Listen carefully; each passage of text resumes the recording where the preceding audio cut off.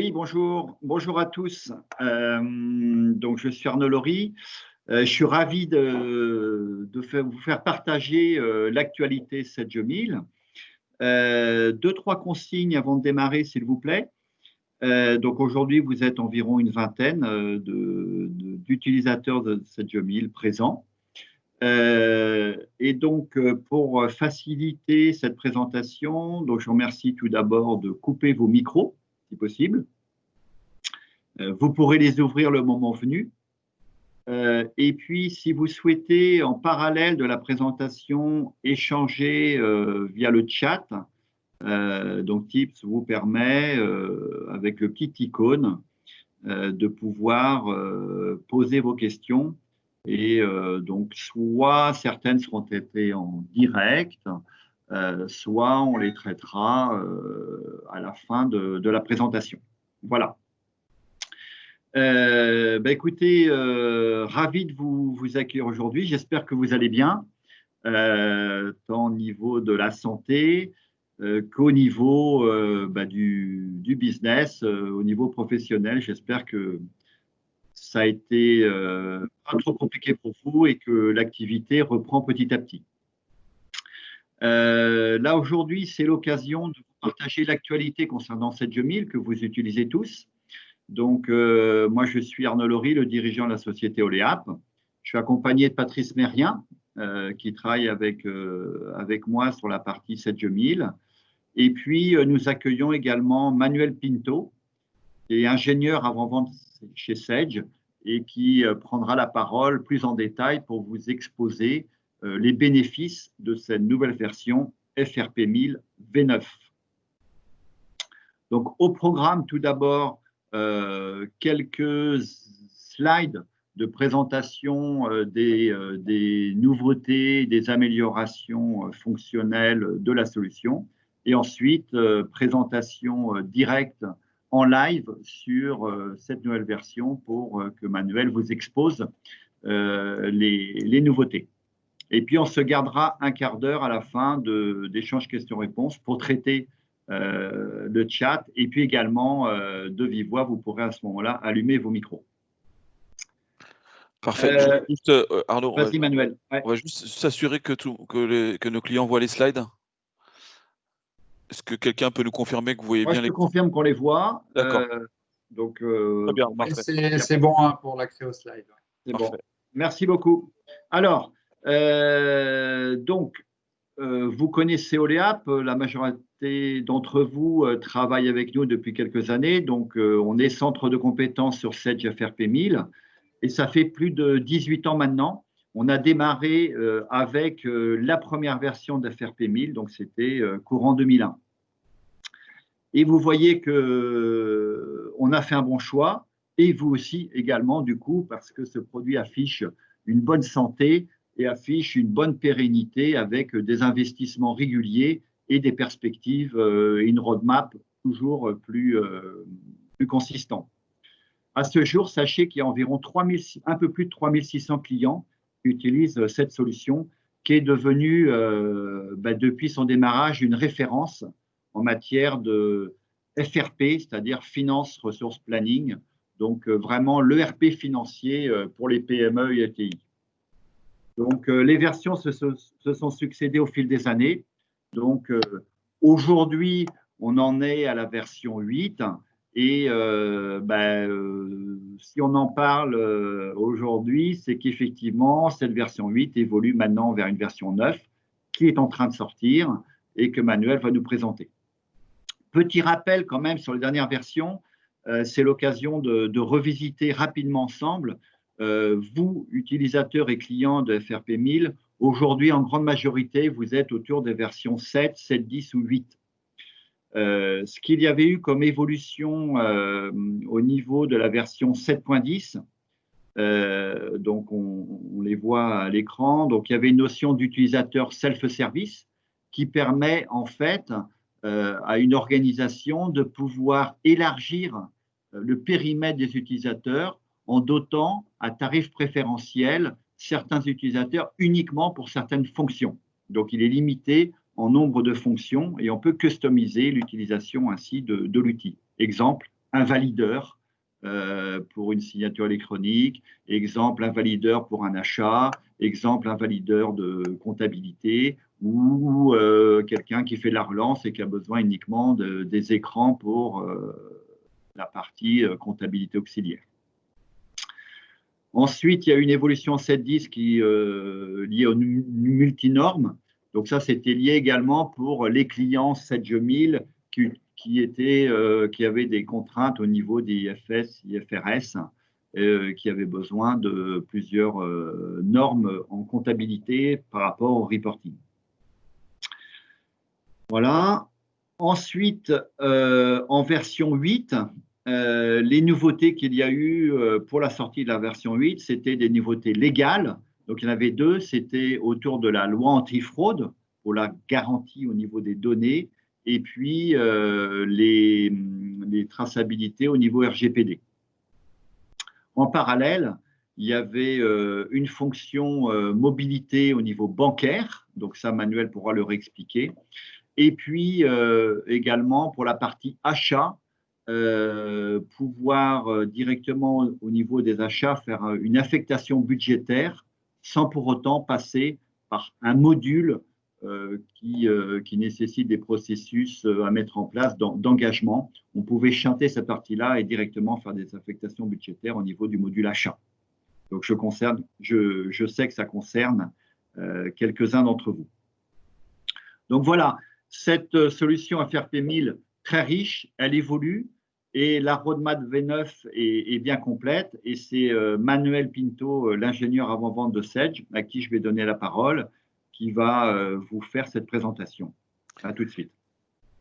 Merci Arnaud. La parole, Manuel ? Oui, très bien, parfait. Donc bonjour à tous. Donc effectivement, je vais revenir rapidement sur ce qu'a évoqué Arnaud sur la version 8, qui était une version à forte valeur ajoutée, notamment sur les aspects légaux, mais également sur la notion de mobilité bancaire. Donc la mobilité bancaire, pour repréciser les choses, c'est la possibilité de traiter les relevés de notification de coordonnées bancaires, de la même manière que vous le connaissez aujourd'hui sur des aspects de téléphonie mobile. Quand vous changez de téléphone d'abonnement mobile, vous pouvez demander à votre nouveau prestataire de résilier l'ancien. Et bien là, en fait, c'est un peu le même principe. Lorsque vous changez de compte bancaire, vous allez informer automatiquement vos créanciers, vos fournisseurs des modifications de coordonnées bancaires. Et donc, Sedge FRP1000 permet d'intégrer les relevés de notification de vos clients qui viendraient à changer de coordonnées bancaires, tout simplement. Et puis le pilotage budgétaire, donc c'est effectivement plus de souplesse pour nos clients, leur permettre tout simplement de pouvoir gérer leur budget à partir d'une commande, sans avoir besoin de gérer des demandes d'achat ou des demandes d'achat sur engagement. Et donc la particularité, c'est qu'on va pouvoir gérer les deux en parallèle. Certains clients vont passer par des demandes d'engagement, d'autres clients vont directement saisir la commande. La différence, c'est que dans un cas, la personne qui fait sa demande d'achat ne connaît pas forcément le fournisseur associé ou l'article à commander. Dans l'autre cas, il connaît les éléments, néanmoins, il ne veut pas s'affranchir d'une validation budgétaire pour piloter au mieux les consommations au niveau budget. Donc, c'est des sujets à forte valeur ajoutée de la version 8. Si besoin, n'hésitez pas à revenir vers Oleap pour préciser ces points. Mais c'est très intéressant pour ceux qui ont des besoins de mieux contrôler leur budget. Et on sait qu'aujourd'hui, l'actualité récente fait qu'on doit piloter au mieux toute la partie budgétaire dans nos structures. Donc, on va parler maintenant de la version 9, donc version qui est sortie il y a à peu près un mois et qui intègre un certain nombre de nouveautés. Donc, on va décrire ici quelques-unes des nouveautés de cette version 9 et ensuite, bien sûr, vous aurez l'occasion de la découvrir dans le cadre d'une démonstration plus en détail sur certains points forts tels que la gestion des campagnes, des évolutions sur la gestion groupe, des évolutions également sur la gestion des immobilisations et des évolutions sur l'ergonomie qui vont faire plaisir à certains d'entre vous, puisqu'il faut le savoir, les roadmaps et les versions de Sage FRP 1000 s'appuient sur les remontées de nos clients, sur les remontées de nos partenaires. Et l'idée, c'est de poursuivre dans cette démarche et on verra comment on peut effectivement vous accompagner et vous rendre encore plus acteur de l'évolution de votre solution. Donc, cette version 9 a été construite autour de 4 axes majeurs. Le premier axe, c'est l'axe expérience utilisateur. Donc, vous rendre la solution encore plus intéressante, encore plus productive, encore plus plaisante à utiliser au quotidien. Ensuite, l'actualité fait que on a des clients qui ont des solutions et des entités de plus en plus nombreuses et avec des besoins de reporting et de clôture de plus en plus rapides. Et donc, c'est pour ça que cette version-là met le focus sur la notion de fast close et notamment avec un tout nouvel outil intégré en standard et sans surcoût dans cette version 9, la gestion des campagnes. Donc, ça ne vous parle pas forcément le nom gestion des campagnes. Tout simplement, c'est une gestion de projet au sens suivi, supervision, gestion comptable, projet comptable, projet de toute nature qui vont vous permettre de superviser, de contrôler et de définir vos propres campagnes. Donc, on aura l'occasion d'y revenir. Donc, ensuite, il y a un sujet enrichissement fonctionnel et un sujet plateforme. Alors, si on rentre dans le détail de ces 4 points de la version 9, donc sur la partie expérience utilisateur, vous le verrez, on a rendu l'ergonomie plus productive en apportant des nouveautés de type recherche globale, où vous allez voir que vous allez pouvoir rechercher très facilement dans toute l'application, soit des menus, soit des écrans, soit des fonctions, soit des articles, soit des pièces, et ceci via un seul outil de recherche qui se trouve dans le menu que je vous montrerai tout à l'heure. Ensuite, on a apporté ce qu'on va appeler la liste gauche. C'est la possibilité de naviguer très facilement entre les différents éléments de votre solution sans sortir de l'écran et de passer d'un élément à l'autre sous forme de picking, où vous allez avoir la liste de vos pièces, par exemple, et vous allez double-cliquer sur la pièce et passer d'une pièce à l'autre ou d'un tiers à l'autre aussi facilement que ça. Bien sûr, vous nous avez demandé également des facilités sur les grilles d'interrogation, notamment la possibilité de faire des filtres combinés, également la possibilité de faire des sommes sur les grilles, de pouvoir faire des sélections sur des lignes qui ne sont pas forcément continues et d'avoir des calculs de somme ou de moyenne sur les lignes sélectionnées. Donc, c'est des choses qui sont vraiment issues de vos remontées terrain qu'on a intégrées dans cette version. Alors, ensuite, on a ajouté un peu d'intelligence dans la navigation également, c'est-à-dire qu'on considère qu'un utilisateur qui est en train de travailler sur un sujet analytique et qui va donc ouvrir plusieurs écrans sur l'analytique pour interroger différents éléments analytiques, on considère par exemple qu'on pourrait lui faciliter la vie en lui permettant de reprendre une sélection d'un axe analytique précédente dans le nouvel écran. Donc globalement, ça veut dire que lorsqu'on travaille sur un contexte métier équivalent, on va pouvoir récupérer dans les différents écrans des sélections précédentes de manière assez intelligente. Donc voilà un petit peu les évolutions d'ergonomie. Et pour terminer, je vous parlerai de Customer Voice. Customer Voice, c'est tout simplement votre remontée, votre voix qui est remontée directement chez Sage à travers un bouton maintenant disponible directement dans Sage FRP 1000. Et si vous êtes en train de travailler dans votre solution, vous constatez qu'il serait intéressant pour vous, mais également pour un ensemble de clients, d'avoir une évolution dans le produit, vous allez simplement la soumettre.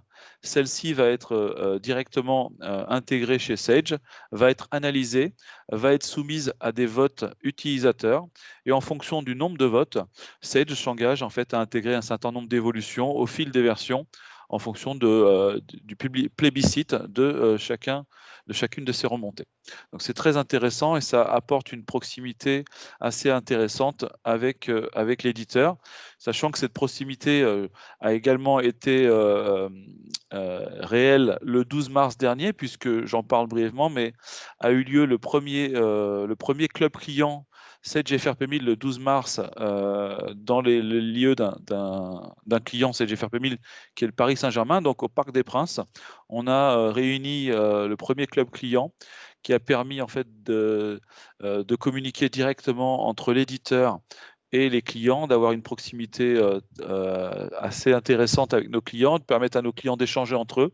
Et donc, avec la création d'un bureau constitué exclusivement de clients CGFRP 1000, et vous serez tous également invités au prochain club client qui aura lieu au mois de décembre 2020 et qui vous permettra de rencontrer l'éditeur et des clients qui utilisent la solution comme vous. Ensuite, le sujet Fast Close, donc, est un sujet qui va vous permettre d'optimiser vos opérations de closing, mais également d'optimiser tout type d'opération. Donc, l'intérêt de cette solution, c'est que vous allez pouvoir traiter des sujets multisociétés en masse. Aujourd'hui, par exemple, si vous voulez ouvrir l'exercice sur vos sociétés, vous devez le faire société par société. Là, vous allez pouvoir utiliser la gestion des campagnes pour définir une campagne d'ouverture d'exercice, par exemple. Et donc, cette notion de campagne, elle est totalement libre dans son paramétrage. C'est vous qui allez décider quel type de campagne vous allez créer. Donc, ça peut être des campagnes de révision comptable dans lesquelles vous allez définir des étapes à franchir et des tâches à accomplir pour arriver à cette réalisation de campagne. Donc, vous l'aurez compris, on va définir des process et ces process sont constitués d'étapes et ces étapes sont constituées de tâches. Donc, on y reviendra précisément dans le produit, vous aurez l'occasion de le voir et vous verrez que c'est très intéressant en termes d'action au quotidien. Cette gestion des campagnes s'appuie sur des activités utilisateurs et sur un nouveau calendrier de réalisation de tâches. Alors, ces activités utilisateurs sont présentes dans la gestion des campagnes, mais partout dans la solution.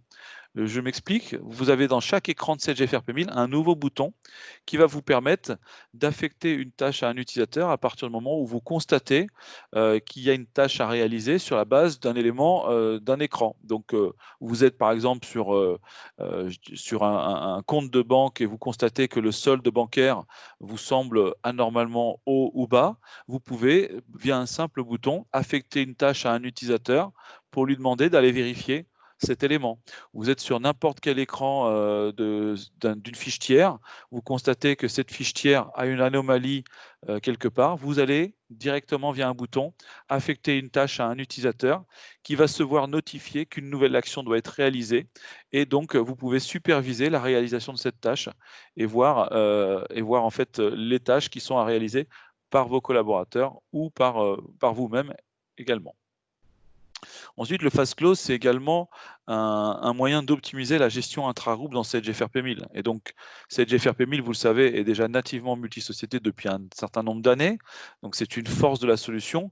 Et on veut vraiment approfondir cette force de la solution. Et donc, sur cette version 9, on a répondu à des besoins également clients et on a optimisé tout ce qui est identification des flux intra-groupe. Déjà, on a refondu la balance groupe en permettant d'améliorer les performances avec un calcul qui est largement optimisé pour identifier les flux intra-groupe entre les différentes entités du groupe. Mais on a également rajouté un nouveau traitement de rapprochement intra-groupe qui est un rapprochement manuel qui permet, dans le cas où chaque société saisirait des écritures miroirs, des écritures réciproques, de pouvoir venir les rapprocher manuellement sans avoir besoin de se poser la question si le flux est réciproque ou pas. Bien sûr, toutes les réciprocités standards dans la solution sont déjà rapprochées automatiquement. C'est-à-dire si je saisis un achat d'une société 1 vers une société 2, le rapprochement se fait automatiquement.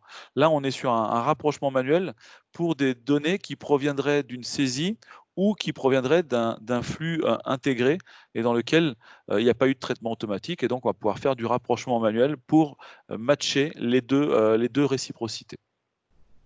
On a également la possibilité maintenant, en version 9, d'identifier des flux intragroupes sur des comptes non collectifs. Ça permet notamment de répondre aux besoins de certains clients qui voulaient tout simplement gérer des comptes courants pour leurs entreprises et qui avaient créé en fait tout simplement des comptes généraux particuliers pour gérer ces comptes courants. Donc vous allez pouvoir rattacher une société à un compte courant non collectif. Et puis bien sûr, donc des évolutions également sur la comptabilité pour répondre à cette notion de phase close. Et donc vous le savez, dans cette GFRP 1000, on peut faire du marquage d'écriture ou du marquage d'échéance. Et certains clients nous avaient demandé de pouvoir faire du marquage multiple sur une même écriture, de pouvoir donc avoir différents types de marquage et non pas un marquage unique sur l'écriture. C'est chose faite avec cette version 9. Voilà pour ce sujet phase close. Ensuite, il y a le sujet fonctionnel. Donc, il y a toujours dans cette GFRP 1000, pour chaque nouvelle version, il y a toujours des évolutions de la plateforme technologique et il y a toujours des évolutions fonctionnelles qui sont issues soit de l'actualité du moment, soit des remontées de nos clients. Et donc, les évolutions fonctionnelles sont décrites ici avec, pour la comptabilité, eh bien, la possibilité maintenant de récupérer automatiquement quand vous le souhaitez ou de manière automatique via la gestion des tâches ou de l'automate, les cours de devises auprès de la Banque centrale européenne. Vous avez également, et ça fait partie de la demande numéro 1 de Customer Voice, c'est l'export du grand livre général avec un outil d'export totalement standard qui permet, sans passer par une grille, d'exporter le contenu du grand livre général. Au niveau de la partie cash, à savoir banque, paiement, trésorerie, on apporte la possibilité maintenant de comptabiliser les relevés de banque avec identification du tiers. Donc, ça peut être intéressant lorsque vous recevez un virement d'un de vos clients et que vous souhaitez comptabiliser cette écriture qui n'a pas été comptabilisée au préalable dans la comptabilité. Donc, vous découvrez effectivement ce virement sur le relevé et vous allez pouvoir identifier automatiquement par la présence dans le relevé XML d'un élément permettant d'identifier le tiers de type l'IBAN par exemple, ou une RUM dans le cadre d'un mandat par exemple, ou la raison sociale du tiers, et on va pouvoir comptabiliser automatiquement l'écriture. On a également apporté la possibilité de fusionner des comptes bancaires tiers dans le cas où le tiers vous indique qu'il a fusionné plusieurs comptes bancaires. Vous allez pouvoir le traiter automatiquement. C'était déjà le cas dans le cadre de la fusion des comptes bancaires de la société. Maintenant, c'est le cas également pour les tiers. Les immobilisations, vous savez que c'est une solution qui existe maintenant depuis plusieurs années, qui a évolué régulièrement au fil des versions, avec la gestion des biens physiques, la gestion des biens comptables, bien sûr, mais la gestion des contrats de location.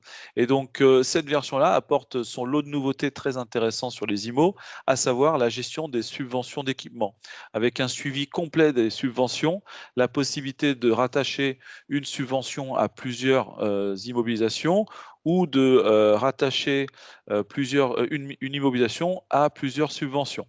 Donc ça, c'est des choses qui sont nouvelles sur cette version et qui répondent à un besoin remonté effectivement de nos clients également. On a complètement également automatisé tout ce qui est lien natif entre les biens comptables et les biens physiques. Donc vous le saviez, on pouvait rapprocher des biens comptables à des biens physiques, et maintenant on a la possibilité de créer automatiquement, dès la création du bien comptable, on va pouvoir créer automatiquement le bien physique et avec la quantité souhaitée. Si par exemple j'ai un bien comptable avec une quantité de 10, je vais pouvoir automatiquement créer 10 biens physiques associés à son bien comptable d'une seule traite. Il suffira ensuite d'aller renseigner tout simplement les informations liées aux biens physiques, notamment les codes barres, le cas échéant. Et on a également géré toute la partie lien dynamique. Si vous sortez un bien physique, on est en capacité automatiquement de sortir le bien comptable associé. Et si ce bien physique est rattaché à un bien comptable qui a une quantité supérieure à 10, on va même faire un éclatement en quantité pour pouvoir éclater la quantité sortie au niveau du bien comptable. Donc des actions et des automatismes qui rendent la solution beaucoup plus productive et très intéressante. On a également optimisé, de la même manière qu'on a optimisé l'état groupe, on a optimisé les états des immobilisations et des amortissements pour les rendre très performants, et notamment dans le cadre d'une solution avec beaucoup d'immobilisation. Donc c'est beaucoup plus performant sur des grosses volumétries. Et bien sûr, vous nous avez demandé un certain nombre d'états, donc on a rajouté au fil des versions, c'était déjà le cas sur la version 8, sur la version 9, on a rajouté des éditions et des états complémentaires pour avoir une exhaustivité très intéressante en termes d'état et de reporting dans cette solution immobilisation, au même niveau ou même au-delà que les solutions historiques de Sage, à savoir les solutions Abel et Facet. Sur la partie processus opérationnel, quelques éléments également, à savoir des simplifications dans la gestion des avoirs. Donc, sans avoir besoin d'aller créer des retours, vous allez pouvoir faire des avoirs directement à partir de la facture. Donc, plus de productivité au quotidien. Certains clients nous avaient demandé de gérer des tout petits prix, et donc on a rajouté la possibilité de faire des petits prix sur 4 décimales. Sur la gestion des inventaires, on a optimisé la gestion des inventaires dans le cadre de stocks insuffisants pour perte d'inventaire. Donc, on va pouvoir détecter les anomalies de stock et gérer et détecter automatiquement les stocks insuffisants pour pouvoir faire de l'allocation dynamique sur ce stock insuffisant. Et puis, certains clients qui ne sont pas soumis à la loi antifraude ne souhaitaient plus avoir la mention provisoire sur les factures. Et donc, on a offert la possibilité de désactiver la loi antifraude à la TVA. Bien sûr, sous votre responsabilité et avec une trace dans le produit de cette désactivation, comme logiquement. Et sur la plateforme, donc des évolutions effectivement sur la plateforme avec des optimisations en termes de performance avec le passage en OID numérique. Donc c'est technique, hein. On ne va pas rentrer dans le détail, mais ce qu'il faut retenir, c'est que ça peut vous faire gagner 30% de performance et ça peut vous faire gagner également 30% en termes de taille de base de données. Donc ça peut être intéressant à mettre en place si vous le souhaitez, si vous avez effectivement des besoins d'optimisation de vos environnements. On a également la possibilité maintenant de désigner des stockages de documents en parallèle dans la solution. Par type de document, pour les images par exemple, pour les documents, on va pouvoir définir des chemins de stockage et ne pas stocker forcément les documents dans la base de données. On pourrait les stocker dans un espace de stockage qu'on définirait en termes de containers dans la solution. On a la possibilité maintenant d'avoir un lien avec le calendrier Office 365 et notamment pour gérer le calendrier des campagnes où l'utilisateur qui a des tâches à réaliser pourra les voir aussi bien dans Sage FRP 1000 que dans son calendrier Office 365 ou dans Google Calendar, par exemple, si pour ceux qui utiliseraient Google Calendar et qui souhaiteraient donc avoir un lien natif avec le calendrier Sage FRP 1000. Voilà, pour terminer sur ces nouveautés de la version 9, avant de rentrer dans le détail dans le produit, on a également la possibilité maintenant d'intégrer des applications HTML. Si vous avez des applications tierces que vous souhaitez intégrer dans le portail Sage FRP 1000, on peut, à l'aide avec le OLEAP, voir comment les intégrer nativement dans la solution Sage FRP 1000. Voilà, donc beaucoup de choses, une version très complète avec des nouveautés qui sont surtout orientées expérience utilisateur et performance. Et donc, je vous propose de le voir juste après dans la solution. Avant cela, je voulais en profiter également pour vous parler de 2 partenariats que nous venons de mettre en place dans le cadre de cette sortie de version 9, avec 2 solutions complémentaires, avec des solutions expertes dans leur domaine sur le marché, sur lesquels on a créé des connecteurs natifs avec Sage FRP 1000 et qui vous permettent de répondre à des besoins bien précis. Première solution, Sage Elofi Cache. Donc, c'est une solution qui répond à des besoins très évolués en termes de recouvrement, en termes de suivi des litiges, de suivi des relances. Donc, Sage FRP 1000 intègre une gestion des relances. Là, on va beaucoup plus loin. Vous avez un tableau de bord pour des agents en charge de recouvrement.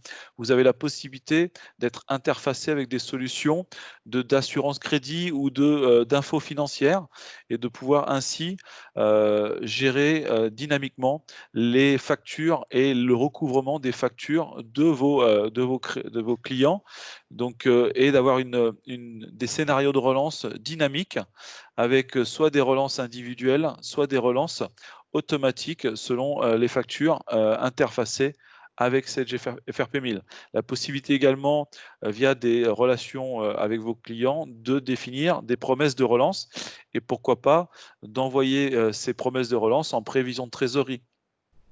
La possibilité également de suivre les litiges, d'envoyer des mails automatiquement, d'avoir un module chat intégré pour pouvoir échanger avec les différents interlocuteurs chez vous sur le compte d'un client et donc à un instant T d'avoir une vision précise de la position de vos clients et au final d'optimiser votre DSO et de pouvoir récupérer vos échéances en ayant une relation saine avec vos clients. Donc bien sûr, c'est une solution qui répond aux mêmes exigences que Sage FRP 1000 en termes de web, en termes de multibase, de multi-entités, de multilangues. Tout ceci est en lignée complète avec les avantages que vous avez avec Sage FRP 1000. Donc si vous avez des besoins particuliers sur un recouvrement évolué, n'hésitez pas à vous rapprocher de votre partenaire Oleap qui saura vous accompagner sur la mise en place de cette solution. Nous avons également un partenariat avec la solution UDoc, une solution de dématérialisation au sens LAD, au sens RAD, au sens GED. Ça veut dire quoi? Ça veut dire que vous allez pouvoir lire automatiquement vos factures fournisseurs, reconnaître automatiquement le contenu de vos factures fournisseurs et générer dans Sage FRP 1000 les factures correspondantes, les rapprocher des commandes le cas échéant, générer les écritures le cas échéant dans la comptabilité et bien sûr stocker et indexer ces factures dans Sage UDoc, ce qui vous permet de retrouver vos factures avec une valeur probante et donc vous n'avez plus besoin en cas de contrôle, vous n'avez plus besoin d'aller chercher dans vos archives. Toutes vos factures sont stockées directement dans la GED de UDoc, avec la possibilité également d'avoir un coffre-fort, de partager ces documents, de mettre à disposition de l'extranet ou de l'intranet de consultation de ces documents, et tout ceci interfacé nativement avec Sage FRP 1000 ou toute autre solution Sage. Donc voilà pour les deux solutions présentes aujourd'hui sur la version 9 et je vous invite à vous rapprocher d'Oleap si une de ces solutions vous permettrait d'optimiser vos process en interne en collaboration et en association avec Sage FRP 1000 version 9. Oui, Manuel, juste avant que tu passes à la présentation, deux, trois mots sur ces solutions partenaires. Donc, effectivement, sur le marché, il y a déjà ces solutions et d'autres qui existent. Donc, pour bien préciser les choses et que ce soit clair, les solutions tant au niveau du cash management, recouvrement, qu'au niveau de la gestion de la démat achat, d'autres solutions que ces deux qu'on vous a présentées peuvent être interfacées avec Sage 1000. Tout à fait. La différence aujourd'hui, à travers la version 9, c'est que Sage a choisi des partenaires privilégiés avec des solutions donc tant pour Eloficash que UDoc qui sont au catalogue du coup de l'éditeur et pour lesquels les bénéfices sont déjà au niveau des interfaces qui sont plus natives puisque Sage a travaillé avec ses éditeurs pour automatiser complètement les interfaces et faciliter leur mise en œuvre. Et puis deuxièmement, ces solutions vont évoluer via les clients utilisateurs de Sage pour qu'elles soient encore plus performantes dans le temps. Et ça fera une voix beaucoup plus forte auprès de ces éditeurs pour pouvoir faire évoluer leurs solutions. Donc voilà les deux bénéfices. Au niveau d'Oleap, c'est des solutions sur lesquelles, évidemment, dans le temps, on pourra vous accompagner ou tout au moins au départ vous mettre en relation avec les éditeurs correspondants et être maître d'œuvre pour la mise en œuvre. Voilà. Bah, écoute, Manuel, vas-y sur l'outil. Voilà, tout à fait. Tu l'as tellement bien vendu que maintenant, bah, on veut voir des preuves à l'écran. Je te passe la parole. Écoutez, on va y aller. Donc, je vais... Voilà. Donc là, vous voyez mon écran? Oui, Manuel, c'est bon, on voit l'écran, pas de souci. Parfait, très bien. Donc là, on est sur la version 9 de Sage FRP 1000 et on va voir un petit peu quelques éléments qu'on a évoqués lors de cette introduction. Donc, pour ceux d'entre vous qui ne reconnaissent pas cette ergonomie, c'est l'environnement web de Sage FRP 1000. Je sais que certains clients utilisent encore l'environnement Windows. l'environnement qu'on va appeler entre guillemets client lourd. Donc là, vous avez l'environnement web de Sage FRP 1000 avec la nouvelle charte graphique de cette version 9, à savoir des coloris avec du ton bleu. Et vous voyez ici une mise en évidence, une mise en lumière très importante au niveau de la société active. Ça, c'était une demande de nos clients, c'était d'avoir effectivement la société active plus visuelle. Et donc, on l'a centré sur l'écran et on l'a mis en couleur verte, ce qui vous permet maintenant de bien identifier la société de travail. Et on l'a également intégré dans chaque écran, dans l'entête et dans le pied de l'écran. Vous savez dans quelle société vous travaillez. Donc rien que pour ça et pour en avoir discuté avec un certain nombre de clients, c'est des choses intéressantes dans le cadre de la version 9. Ensuite, en termes d'évolution au niveau de la barre de menu, vous allez voir apparaître ici une nouvelle gestion des tâches, donc qui est ici pour l'instant à 0, mais dans le cadre des campagnes, vous verrez que cette gestion des tâches va évoluer. Également ici, comme nouveauté, la zone de calendrier, où là, effectivement, vous voyez un nouveau calendrier qui, pour l'instant, est vide puisque je n'ai pas d'activité, mais l'utilisateur va pouvoir s'affecter ici, par exemple, des nouvelles activités, s'il veut rajouter des activités qui seront des tâches à réaliser, ou des activités qui vont être affectées, effectivement, via des écrans ou via la gestion des campagnes, et c'est ce qu'on verra juste après. Vous avez ici le bouton Customer Voice, c'est ce qui vous permet en cliquant ici, d'exprimer vos demandes d'amélioration, et la zone de recherche dont je vous ai parlé, qui permet par exemple, si je cherche quelque chose sur le lettrage, si je fais Entrée, il me présente tous les écrans, tous les menus, toutes les pièces qui ont ce mot lettrage. Donc si vous cherchez un numéro de pièce, si vous cherchez un tiers, il suffit de taper ici, et vous allez voir apparaître tout le contenu concernant ce tiers, cet article, cette pièce, assez largement. D'accord ? Donc, voilà pour ces éléments-là. En termes de productivité, donc la recherche globale, on vient de la voir. La recherche contextuelle, bien, on va prendre un exemple sur l'interrogation d'un compte tiers. On a ici maintenant la possibilité d'afficher la liste des tiers dans une zone qu'on appelle zone de recherche, qu'on peut agrandir lorsqu'on est en navigation.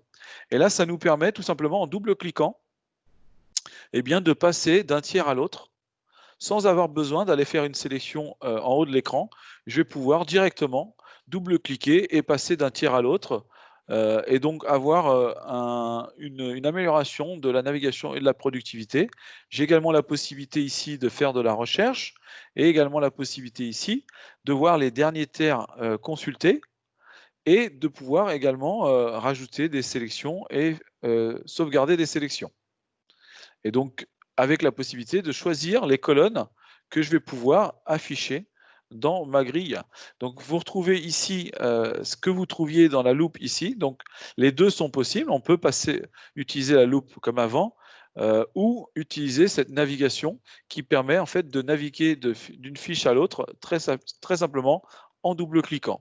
C'est ce qu'on va appeler la liste gauche au niveau des écrans. Et donc, vous allez retrouver ça sur la plupart des écrans de Sage FRP 1000. Au passage, vous voyez ici le petit bouton dont je vous parlais tout à l'heure. Là, je suis sur un compte, je vois une anomalie, hop, je peux faire ici, création d'une tâche utilisateur, et je vais pouvoir affecter cette tâche à des utilisateurs et superviser la tâche de l'utilisateur, et je verrai donc cette tâche directement dans le calendrier de l'utilisateur. Ensuite, en termes d'intelligence, je vous parlais effectivement de l'intelligence entre écrans. Par exemple, ici, vous avez un écran analytique dans lequel je suis sur l'axe analytique 1. Si je bascule, par exemple, sur l'axe analytique 2, eh bien, automatiquement, si je ferme cet écran et que je vais sur la balance analytique, vous allez voir qu'en fait, il a récupéré l'axe analytique 2 directement ici, parce que je suis dans le même contexte analytique. D'accord ? De la même manière, on a fait évoluer les écrans de grille. Alors, je vais retourner sur l'axe 1 sur lequel j'ai des données. Et là, donc, sur ces écrans-là, par exemple, je peux faire maintenant de la multisélection. Avec la touche contrôle, je vais pouvoir sélectionner plusieurs lignes.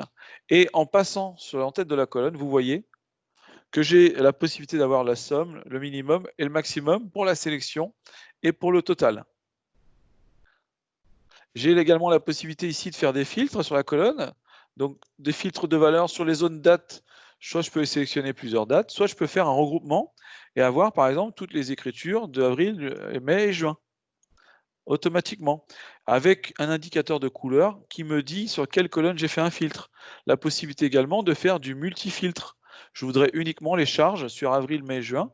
Eh bien, vous voyez, j'ai uniquement les charges. Et je sais que j'ai des filtres actifs avec la couleur changeante. Et la possibilité ici d'aller dans Analyse pour supprimer les filtres de colonne. Donc voilà pour ces éléments d'ergonomie. Je t'interromps à préciser que cette fonction qui est excessivement ergonomique et facile d'utilisation est applicable également sur les écritures générales. Oui, oui, bien sûr. Là, c'est des exemples, hein. L'export du grand livre général, donc c'est un nouveau traitement. On ne va pas exporter un grand livre. Vous avez un nouveau traitement d'export du grand livre général au format CSV, donc exploitable directement sous Excel. Et puis le Customer Voice, c'est le bouton que je vous ai indiqué ici, qui vous permet de saisir vos demandes d'évolution. Donc voilà en gros les évolutions d'ergonomie et de productivité intéressantes au quotidien. Je vais maintenant passer sur la gestion des campagnes, donc la toute dernière nouveauté, et je rappelle que c'est totalement intégré en standard à la version 9 sans surcoût dans le cadre de vos mises à jour. Et ici, vous avez donc la possibilité de définir des modèles de campagne. Qu'est-ce qu'un modèle de campagne? Eh bien, alors ici, vous avez 2 modèles livrés sur la révision comptable et clôture d'exercice qui sont composés de beaucoup d'étapes. Moi, j'ai créé un modèle plus compact pour le cadre de la présentation, dans lequel en fait je définis en fait un modèle de campagne, des sélections de dates en mois ou en décades ou en plage de dates, et surtout je vais définir des étapes. Chacune des étapes va être constituée de tâches. Donc là, j'ai une étape de comptabilisation de facture où je vais demander au système de générer automatiquement les écritures d'achat et les écritures de vente. Donc ça, c'est totalement paramétrable. Vous paramétrez et vous définissez ensuite la configuration de ce que vous voulez générer. Donc là, on est sur des étapes et des tâches de type processus de Sage 1000. Ensuite, on a la possibilité de définir des tâches d'édition. Donc l'étape suivante, qui ne peut avoir lieu qu'après l'étape précédente, va m'éditer automatiquement les éditions pour les charges et les produits et pour le compte d'attente, et va me stocker ces éditions dans une tâche de destination qui seront une tâche de contrôle par des utilisateurs, qui sont l'étape d'après. Je peux définir une durée prévisionnelle qui va me donner une date de fin prévisionnelle de ma campagne. Ensuite, j'ai une étape utilisateur dans laquelle je vais demander à un utilisateur de vérifier les soldes des charges et produits, de vérifier les soldes des comptes d'attente. Je rappelle bien sûr qu'il s'agit d'exemples ici.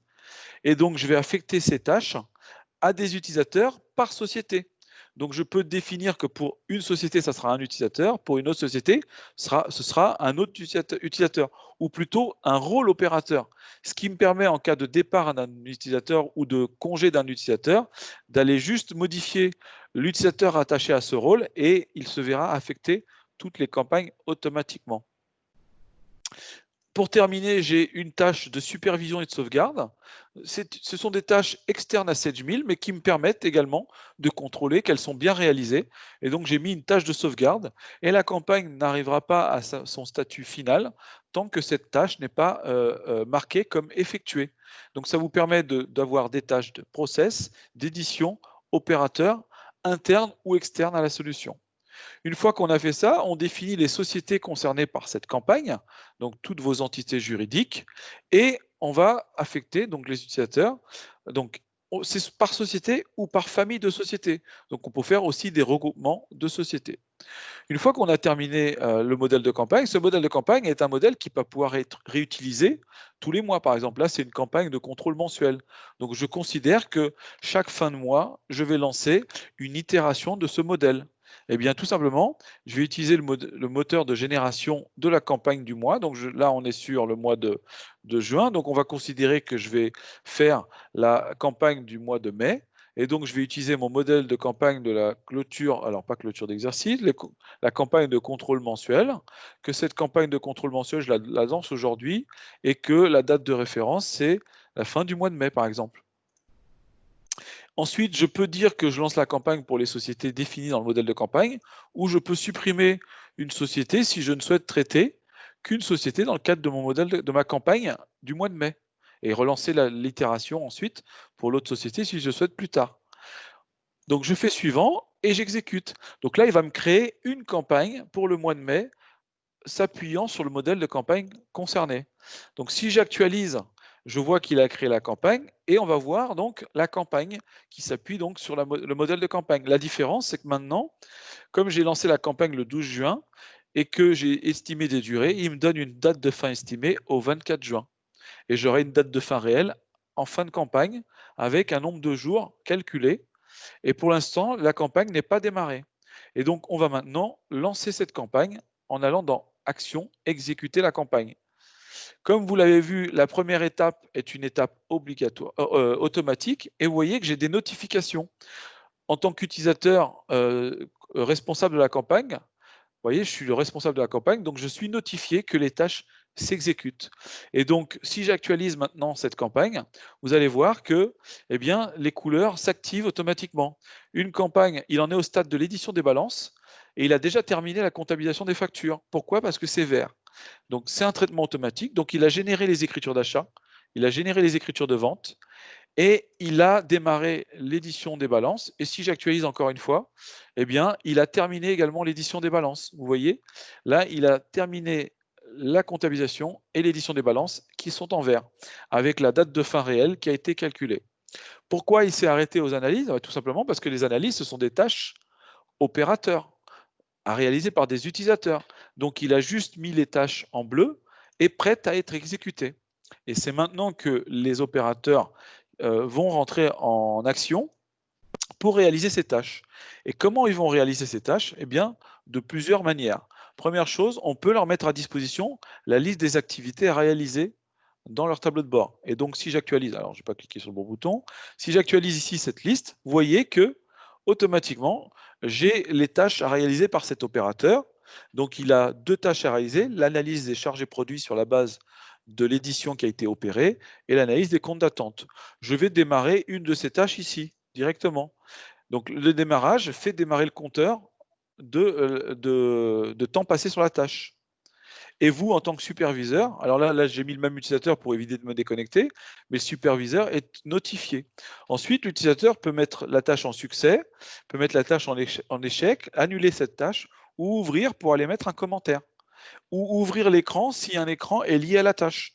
Par exemple, si je fais ouvrir, vous voyez qu'on avait lié un écran à la tâche et peut aller contrôler, mettre à jour les éléments calculés et aller faire une édition pour contrôler qu'il a bien mis à jour automatiquement. Donc ça, c'est un des modes pour réaliser la tâche. Le deuxième mode pour réaliser la tâche, c'est le petit bouton que je vous ai présenté en introduction. Et vous voyez ici que je retrouve la même chose. Donc l'utilisateur, dès qu'il est connecté, sait qu'il a des tâches à réaliser. Et on voit que la première tâche est démarrée, mais pas la deuxième. D'accord? Donc c'est le même bouton que ce qu'on retrouve ici. Et la troisième possibilité, c'est le calendrier que je vous ai présenté tout à l'heure. Donc là, je vais cliquer ici pour actualiser le calendrier et vous voyez que en fonction de la date de lancement aujourd'hui, on a estimé le nombre de jours nécessaires et donc on lui a mis une date limite au 18 juin. En bleu, celle qu'il a déjà démarrée, en gris, celle qui n'a pas démarré. Et donc il peut démarrer la tâche directement ici et la passer en bleu. Chose intéressante également, c'est qu'il peut déplacer, si il estime qu'il va faire les tâches aujourd'hui, on va déplacer les tâches directement à la date d'aujourd'hui. Et donc, ça va automatiquement changer la date prévisionnelle de fin de campagne. Et donc, je vais pouvoir mettre en succès mes deux tâches, ici, directement depuis le calendrier. Donc, si j'actualise ces tâches ici, ou que je vais plutôt aller voir ma campagne pour voir un petit peu où ça en est. Donc, vous voyez qu'ici, les étapes suivantes ont été déclenchées. Donc, on n'est plus du tout sur l'analyse, on est sur la dernière étape, contrôle et supervision de la campagne. J'ai ici un suivi de campagne qui me permet, en tant que superviseur, d'aller voir où j'en suis dans ma campagne de la société 1. Donc, je verrai ici l'ensemble de mes sociétés. Je vois où j'en suis. J'ai la possibilité de n'afficher que les tâches de la campagne sélectionnée. Donc, je vois que celle-là n'est pas démarrée. Je ne veux pas afficher les tâches terminées ou annulées. Et je veux faire uniquement donc, les tâches de l'étape sélectionnée. Et donc, je vois qu'il y a uniquement ces deux tâches à réaliser. D'accord? Sachant que toutes les autres étapes sont terminées. Et donc, on va voir ce qui se passe maintenant. Je vais terminer les dernières étapes. Donc, soit ici, soit on va le faire directement ici pour changer un peu.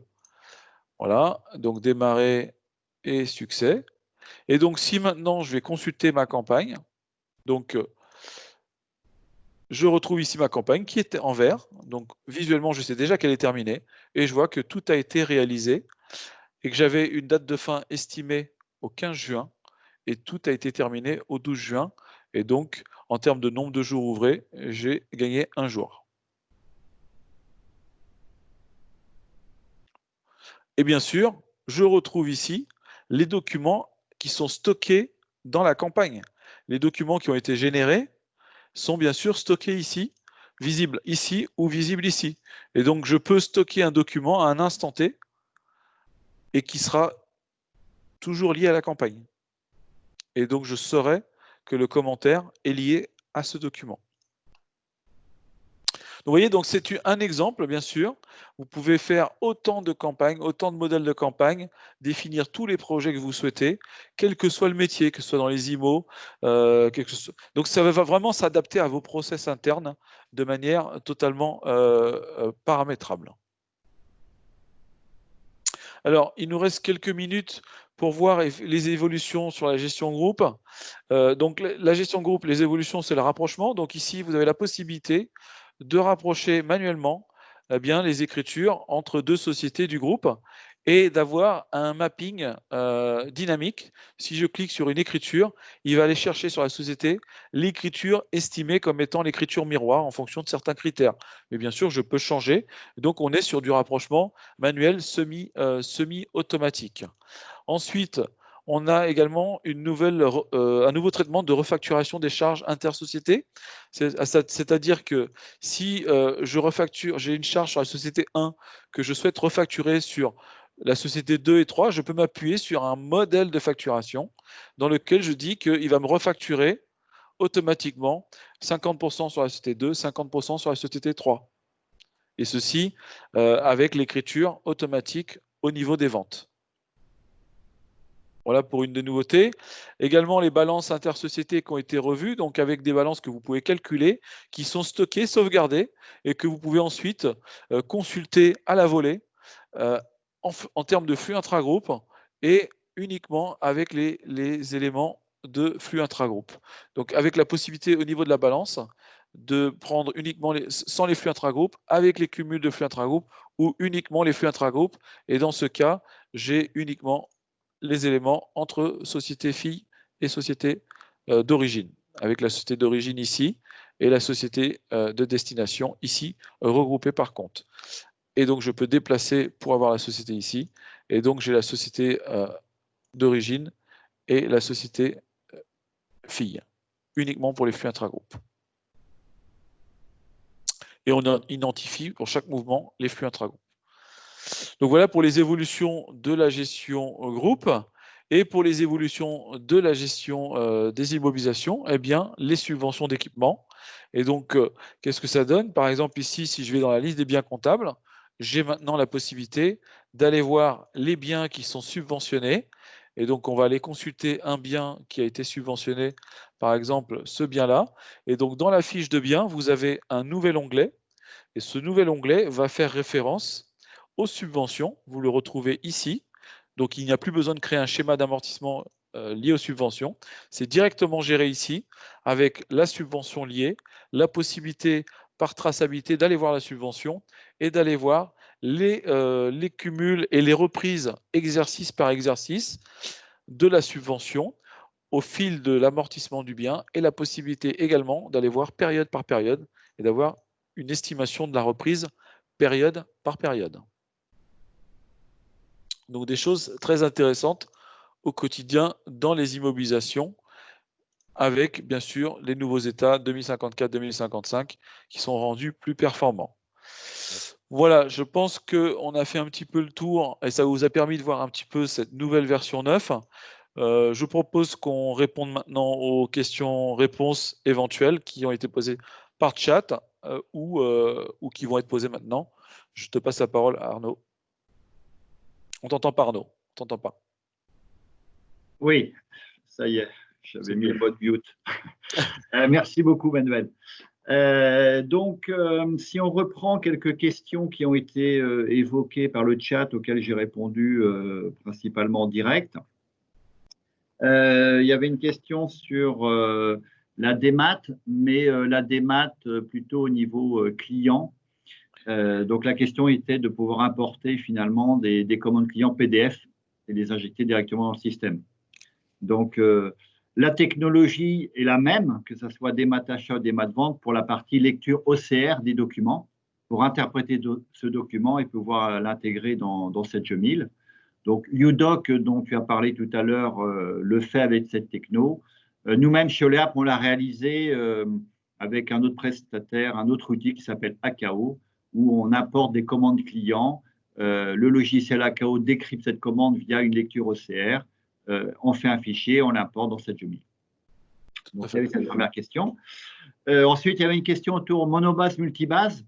Donc, pour rassurer les clients, donc aujourd'hui, comme vous le savez, Sedge 1000 a démarré en version multibase, donc c'est-à-dire qu'il y avait une base SQL par base de données.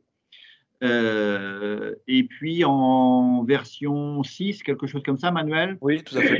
La possibilité de configurer en monobase, donc une base unique pour toutes les sociétés du groupe, est apparue. Mais sachez que dans tous les cas, c'est un choix de configuration. Donc, c'est un socle unique. Donc, on a toujours la possibilité d'être soit en monobase, soit en multibase. On peut passer d'ailleurs de multibase vers monobase, mais les versions évoluent de la même manière. Exactement. Il y a bien une version multibase en V9. Voilà. Après, effectivement, vous aurez des bénéfices complémentaires en passant en monobase. Donc, Oleap peut vous accompagner dans le passage en monobase. Et dans la version 9, j'en ai pas parlé, mais on intègre effectivement une facilité pour nos partenaires pour migrer nos clients en monobase avec une première étape de migration d'un socle multibase vers monobase, pouvoir intégrer ensuite les données des autres bases. Pour faciliter effectivement le process d'évolution. Voilà. Écoutez, on a quand même quelques minutes. Je vous propose pour ceux qui souhaitent d'allumer un micro si vous avez des questions un peu plus au-delà du chat sur la présentation de Manuel, sur l'ergonomie de l'outil, sur des fonctions. J'ouvre le micro. En attendant, juste pour préciser, donc cette version manuelle, donc elle est disponible depuis un mois. Les premiers clients, comment? Depuis le mois de mai. Voilà. Ou fin avril même, je crois, de mémoire. D'accord, ok. Elle est sortie le jour de la fin du confinement, c'est ça?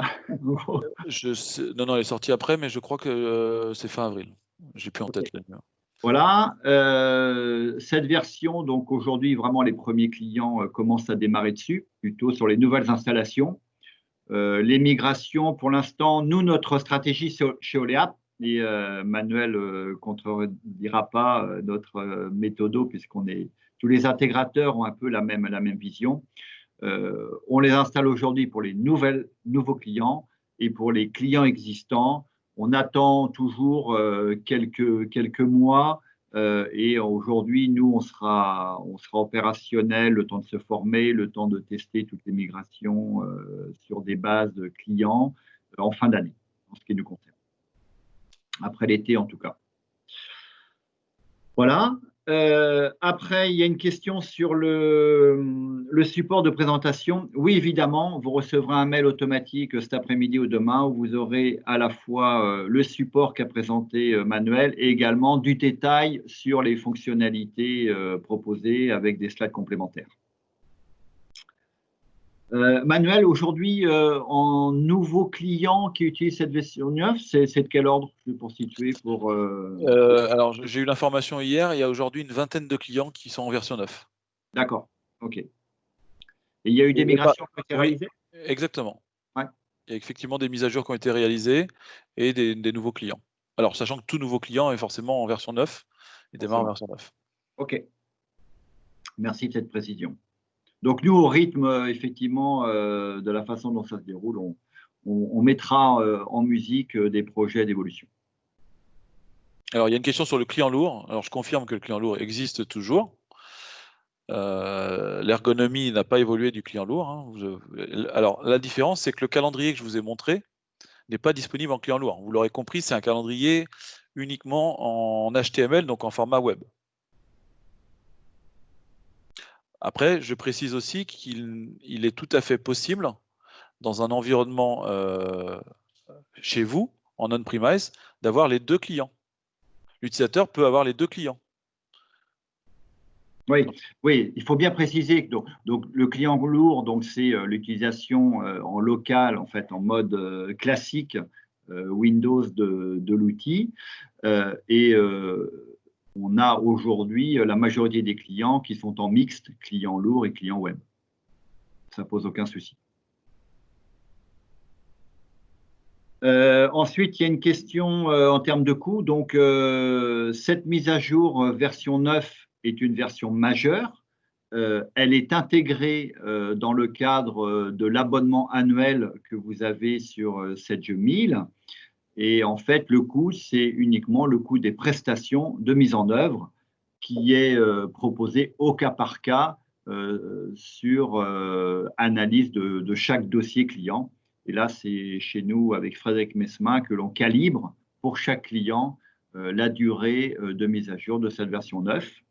Et puis, c'est calibré aussi en fonction des nouvelles options et fonctionnalités que vous souhaitez dorénavant utiliser. Voilà, sachant que à mettre en œuvre.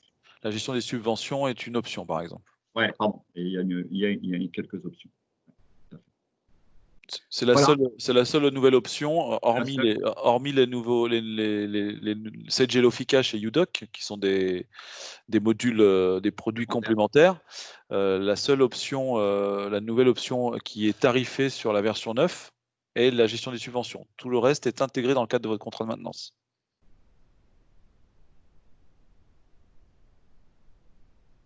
Notamment la gestion des campagnes, qui est un outil, comme vous l'avez constaté, très intéressant.